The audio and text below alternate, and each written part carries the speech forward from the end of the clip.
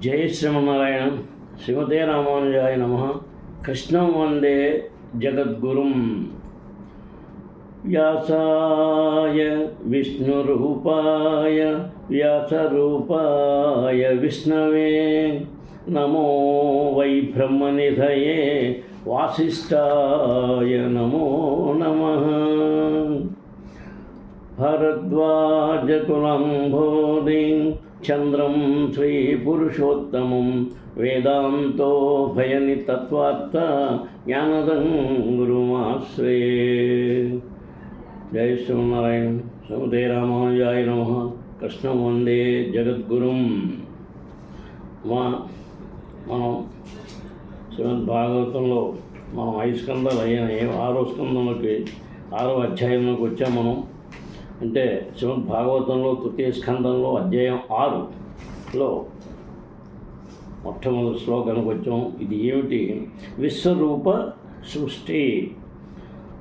ఋషిరువాచ ఇతి తాసాం సశక్తీనాం సతీనామ సమేత్య సహ ప్రసుప్తలోకతంత్రాణం నిశామ్య గతిమేశ్వరః. ఋషి అంటే ఉవాచ, మైత్రేయ ఋషి పలికెను. ఇతి ఆ విధముగా, తాసాం వాటి యొక్క స్వశక్తినాం సశక్తి సతీనాం ఆ విధముగా వ్యవస్థితమై అసమేత్య సంసర్గము లేకుండా సహా అతడు అంటే భగవానుడు ప్రసుప్త నిలిచి ఉండెను. లోకతంత్రాణం విశ్వ సృష్టులయందు నిశామ్య వినెను. గతిం పురోగతి. ఈశ్వర అంటే ప్రభువు. శ్రీ మైత్రేయ ఋషి పలికెను. భగవానుడు ఆ విధముగా మహాతత్వము అది తన శక్తుల సంసర్గము కలుగకపోవటచే సంభవించిన విశ్వపు సృజనాత్మక కార్యముల పురోగతి నిలుపుదలను కూర్చి వినెను. భగవానుని సృష్టి యందు కొరత ఏదీనూ లేదు. దానికి వలసిన శక్తులన్నీను కలవు. కానీ అవి నిద్రాణ స్థితి ఎందుండును. భగవత్ సంకల్పమున అవి సంసర్గము చెందనిదే ఎట్టి ప్రగతియు వనకూడకూడదు. నిలిచిపోయినట్టు సృష్టి విషయ ప్రగతి కార్యము కేవలము భగవాను నిర్దేశముతోనే తిరిగి ఉద్ధరింపగలదు. కాల సంజ్ఞాం తదా దేవీం బిభ్రచ్చక్తిమురుక్రమః త్రయోవింశతి తత్వానాం గణం యుగపదావిశత్. చూడండి ఎలా కాల సంజ్ఞాం అంటే కాళికా దేవిగా తెలియబడు.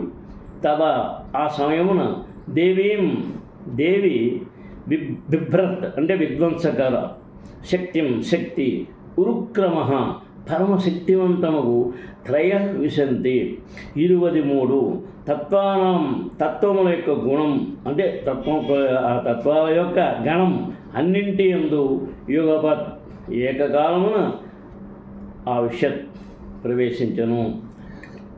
పరమశక్తిమంతులకు భగవానుడు పిదప వీరతత్వములను సమ్మేళనపరుచున్నటువంటి తన బాహ్యశక్తికు కాళికాదేవితో పాటు 23 తత్వములందు ఏకకాలమున ప్రవేశించెను. భౌతిక తత్వములు 23 అని గణింపబడినవి. అవియే మహాతత్వము, మిథ్యాహంకారము, శబ్దము, స్పర్శ, రూపము, రుచి, గంధము, భూమి, జలము, అగ్ని, వాయువు, ఆకాశము, చక్షువు, శ్రోతము, నాసికము, జిహ్వ, త్వక్కు, హస్తములు, పాదములు, గుదము, జననేంద్రియము, వాక్కు, మనస్సు అనునవి. ఇవన్నీను కాలప్రభావన సంసర్గము చెంది కాలక్రమం తిరిగి విశ్లేషణందును. అనగా కాలమున్నది భగవచ్ఛక్తి ఉన్నది. భగవదాదేశముపై ఆమె తనదైన విధమున పనిచేయను. ఈ శక్తి కాళికాదేవిగా విడవబడుచు నల్లని విధ్వంసకర దేవతగా కనపట్టును. భౌతిక అస్తిత్వమున తమోగుణ ప్రధానమైన వారిచే ఆమె అర్చించబడును. ఈ విధానము వేదమంత్రమునందు మూల ప్రకృతిర్వికృతర్మహాదాధ్యా ప్రకృతి వికృతయ సప్తషోడశగస్తు వికారో న ప్రకృతిర్న వికృతి పురుష అని వర్ణింపబడినది. 23 తత్వముల సమ్మేళనమునందు భౌతిక ప్రకృతిగా వర్తించున్నట్టి శక్తి సృష్టికి చరమమూలమున కాదు.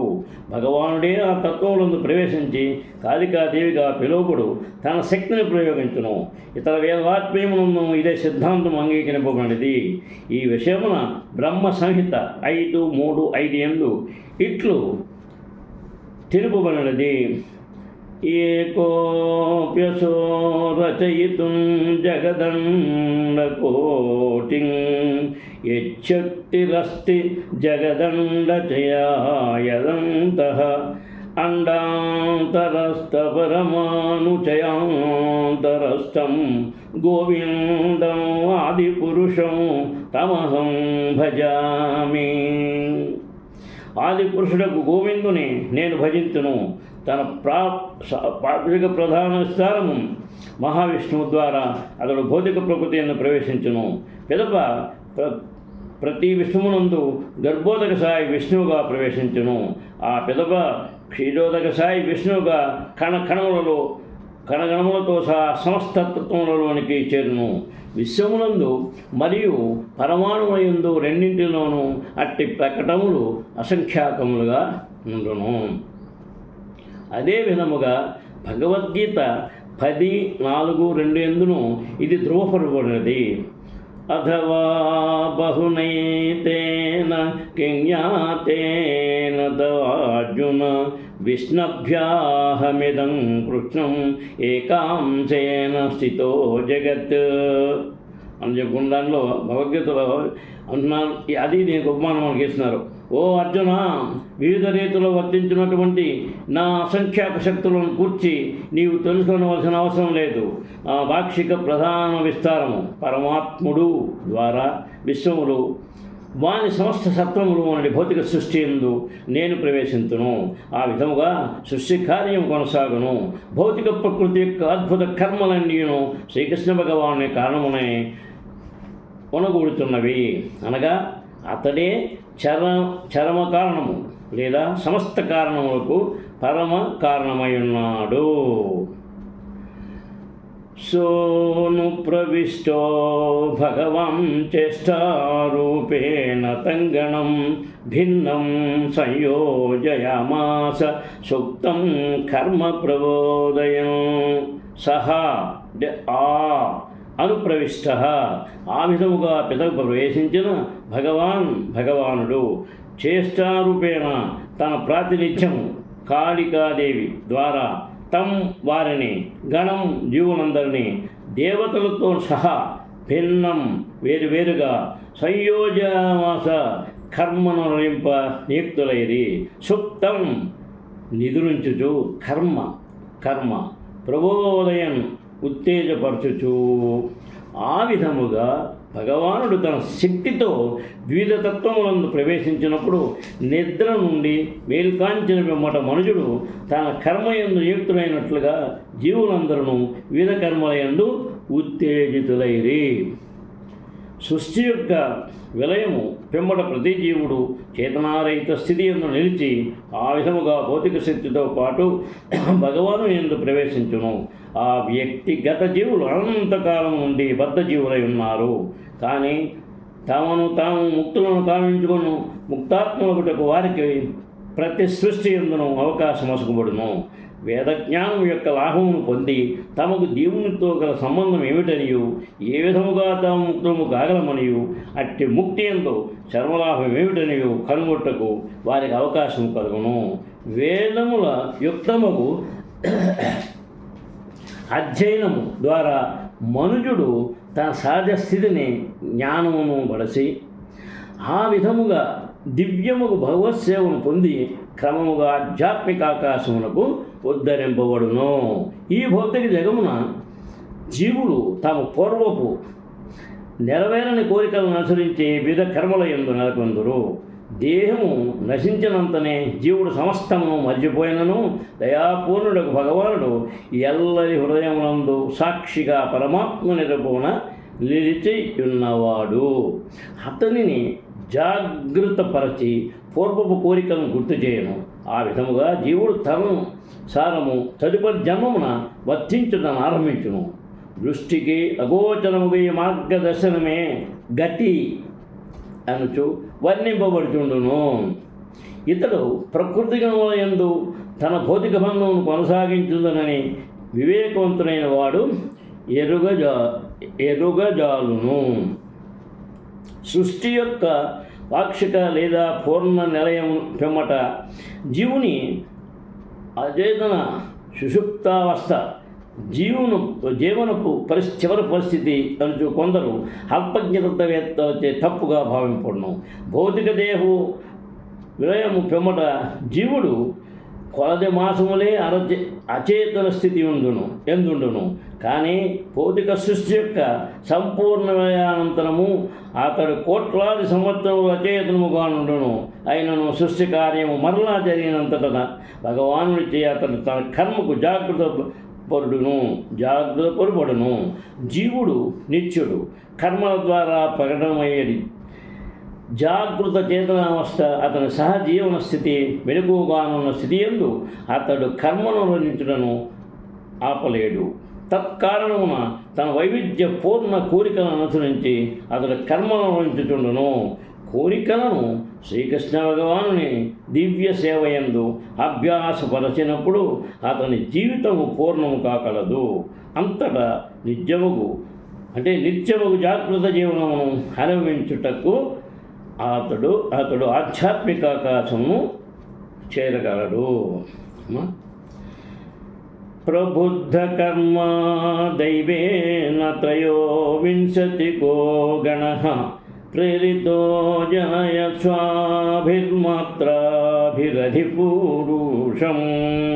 ప్రబుద్ధ అంటే జాగృతమయ్యను కర్మలు దైవేన భగవత్ సంకల్పమున వింశతిక 23 ప్రధాన తత్వములు గణః సమ్మేళనముచే ప్రేరితమై అజనయత్ ప్రకటమయ్యను. స్వీయ మాత్రాభి ప్రధాన విస్తారము ద్వారా అధిపూరుషం బ్రహ్మాండముగు విశ్వరూపము. భగవత్ సంకల్పమున 23 ప్రధాన తత్వములు క్రియాశీలమై అప్పుడు బ్రహ్మాండముగు విశ్వరూపము భగవానుని విరాట్ రూపం ప్రకటమయ్యను. నిరాకారవాదిచే అమితముగా సాగించబడు విరాట్ రూపము లేదా విశ్వరూపము భగవాను నిత్యరూపము కాదు. అతని దివ్య సంకల్పముచే అది భౌతిక సృష్టి తత్వమును పిమ్మట వ్యక్తమయ్యను. తాను ఆదిదేవుడనని నిరాకారవాదులకు నమ్మకమును కలగజేయుటకే శ్రీకృష్ణ భగవానుడు ఈ విశ్వరూపమును అర్జునకు చూపెను. అనగా శ్రీకృష్ణుడు విరాట్ రూపము ప్రదర్శించును కానీ శ్రీకృష్ణుడు విరాట్ రూపముచే ప్రదర్శితుడు కాలేదు. కనుక విశ్వరూపము భగవాను నిత్యరూపము ఆధ్యాత్మిక ఆకాశమును ప్రదర్శనమగునది కాదు. అది కేవలము భగవాను భౌతిక వ్యక్తీకరణము మాత్రమే. అర్చా విగ్రహము మందిరమునందలి శ్రీ విగ్రహము సైతము అటువంటి వ్యక్తీకరణమే అయి ఉన్నది. అది ఆరంభ దశలోనున్న భక్తులు అంటే సాధకులు కొరకు ఉన్నట్టిది. భౌతిక స్పర్శ ఉన్నప్పటికీ విరాట్ రూపము అర్చా విగ్రహము అంటే భగవద్రూపములు ఆ దేవదేవుని ఆ శ్రీకృష్ణ భగవానుని నిత్య రూపములకు అభిన్నమై ఉన్నవే. తర్వాత పరేణ విశత స్వస్మిన్మాత్రాయ విశ్వసృగణః శుక్లో భాణ్యోన్యమాసాద్య యస్మిన్ లోకాచరాచరాః. పరేణ భగవానునిచే విశత ఆ విధముగా ప్రవేశించి స్వస్మిన్ స్వయముగా మాత్రయ ప్రధానాంశ రూపమున విశ్వసృష్టి తత్వములు గణః అన్నియు చుక్షోగా మార్పు చెందినవి అన్యోన్యం పరస్పరము అసాధ్య అంటే పొంది, యస్మిన్ దేని యందైతే లోకాహ లోకములు, చరాచర అంటే స్థావర జంగమములు. భగవానుడు తన ప్రధానాంత రూపమున విశ్వ సృష్టి తత్వములందు ప్రవేశింపగా అవి బ్రహ్మాండముకు రూపములోనికి మార్పు చెందినవి. ఆ రూపమునందే సమస్త లోకములు చరాచరములు నిలిచి యుండును. విశ్వసృష్టికి సంబంధించిన తత్వములన్నీను భౌతిక పదార్థమై ఉన్నవి.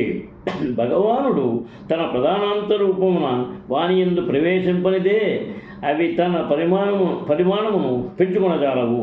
వాటికి అంతటి శక్తి లేదు. దీని భావం ఏమనగా, ఆధ్యాత్మిక స్పర్శ లేనిదే భౌతిక పదార్థం పెరుగుట కానీ తరుగుట కానీ జరగదు. భౌతిక పదార్థము కూడా ఆత్మ యొక్క ఫలమే అయి ఉన్నది కనుక కేవలము ఆత్మ యొక్క స్పర్శ ద్వారానే అది వృద్ధి నొందగలదు. సమస్త జగత్తు ఈ బ్రహ్మాండముకు రూపమును తనంతట తానే పొందలేదు. కొందరు అల్పజ్ఞ జనులచే ఆ రీతిగా భావింపబడును. పదార్థమునందు ఆత్మ ఉన్నంత వరకు అవసరమైనంతగా అది వృద్ధి నొందును. కానీ ఆత్మ లేనప్పుడు అది వృద్ధి చెందుట నిలిచిపోవును. ఉదాహరణకు, జీవుని భౌతిక దేహమున ఆధ్యాత్మిక చైతన్యం ఉన్నంత వరకు తగినంత పరిమాణమునకు దేహం వృద్ధి చెందును. కానీ చైతన్యరహితముకు మృతదేహం వృద్ధి చెందబోదు. భగవద్గీత 2వ అధ్యాయమునందు ఆధ్యాత్మిక చైతన్యమునకే ప్రాధాన్యం వసగబడినది కానీ దేహమునకు కాదు. మన చిన్న దేహములందు మనకు అనుభూతమయ్యేది ఈ విధానమునే సమస్త విరాట్ రూపము వృద్ధి చెందినది. అయినను మూర్ఖముగా నెవరును సూక్ష్మాతి సూక్ష్మకు వ్యక్తిగత చైతన్యమే విరాట్ రూపపు బ్రహ్మాండముకు వ్యక్తీకరణకు కారణమని మూర్ఖముగా తలంచరాదు. విశ్వరూపమందు భగవానుడు తన ప్రధానాంత రూపమున నిలిచియుండుట చేతనే అది విరాట్ రూపముగా పిలువబడుచున్నది. అమ్మా, జయ శ్రీమన్నారాయణ. శ్రీమతే రామానుజాయ నమః. కృష్ణం వందే జగద్గురుం. అది మనం ఈరోజు శ్రీమద్భాగవతంలో 3వ స్కందములో అధ్యాయం 6 అంటే అధ్యాయం 6లో ఆ శ్లోకం మనం అంటే ఎక్కడ దాకా వచ్చినట్టు మనం 6వ అధ్యాయం అంటే 6వ అంటే అధ్యాయ స్కందంలో 3వ స్కందంలో అధ్యాయం 6 అంటే 5 చెప్పుకున్నాము. అయితే మరి నిర్జున చేతన విరాటము బాగానే ఉంది. ఇది ఒక్కటి చెప్పుకుంటే మనకి కొంతవరకు ఇది సరే. ఒకటి చెప్పేసి, హిరణ్మయ పురుష సహస్ర పరివత్సరాన్ అండకోశ వాసప్సు సర్వసత్వోపబృహుండహిత. హిరణ్మయ గర్భోదక సాయి విష్ణువు అతడే విరాట్ రూపము ధరించును. సహా అతడు పురుష అవతారము సహస్ర 1000 పరివత్సరాన్ దేవతా సంవత్సరములు అండకోశే విశ్వమునందు ఉవాస వసించెను. అప్సు జలమున సర్వసత్వ జీవులందరూ అతని గూడి ఉండ ఉపబృంహిత ఆ రీతి వర్తించి హిరణ్మయునిగా తెలియబడి విరాట్ స్వరూపుడు విశ్వజలములందు 1000 దేవతా సంవత్సరములు వసించెను. జీవులందరూ అతని గూడి ఉండేది. భగవానుడు గర్భోదక సాయి విష్ణువు రూపమున ప్రతి విశ్వమునందును ప్రవేశించిన పిమ్మట విశ్వపు సగభాగము నీటితో నిండెను. మనకు కనిపించినటువంటి లోకములు అంతరిక్షాదులు సమస్త విశ్వమునందును కేవలం అర్ధభాగము మాత్రమే. జగద్వ్యక్తీకరణకు మరియు విశ్వమునందు ప్రవేశించిన పిమ్మట సమయమునకు నడుమ 1000 దేవతా సంవత్సరముల వ్యవధి కలదు. మహాతత్వము గర్భమునందుంచబడిన జీవులందరూ గర్భోదక సాయి విష్ణువు అవతారముచే వివిధ విశ్వములలోనికి విభజించబడుదురు. బ్రహ్మదేవుడు జన్మించినంత వరకు వారందరూ భగవానుని గూడి ఎందురు. విశ్వమునందు బ్రహ్మదేవుడే తొలి జీవి. అతని నుండి ఇతర దేవతలు జీవులు జన్మించిరి. మనువు మానవులకు ఆదిపిత కనుకనే సంస్కృతమున మానవుడు మానుష్యుడు అని పిలువబడుదురు. వివిధ దేహాగుణములు కలిగిన మానవులు వివిధ లోకములందు చేర్చబడుదురు. జయ శ్రీమన్నారాయణ. శివతే రామానుజాయ నమః. కృష్ణం వందే జగద్గురుం. అది అమ్మ మనం శ్రీమద్ భాగవతంలో 3వ స్కందంలో అధ్యాయం 6 దాకా మనం ఒకసారి చెప్పుకోవడం అయింది. జయ శ్రీమన్నారాయణ. శ్రీమతే రామానుజాయ నమః. కృష్ణం వందే జగద్గురుం. శ్రీకాంతాయ కళ్యాణ నిధే నిదర్దినాం శ్రీవేంకటనివాసాయ శ్రీనివాసాయ మంగళం. జయ శ్రీమన్నారాయణ. కృష్ణం వందే జగద్గురుం. జై శ్రీకృష్ణ. సర్వే జనా సుఖినో భవంతు.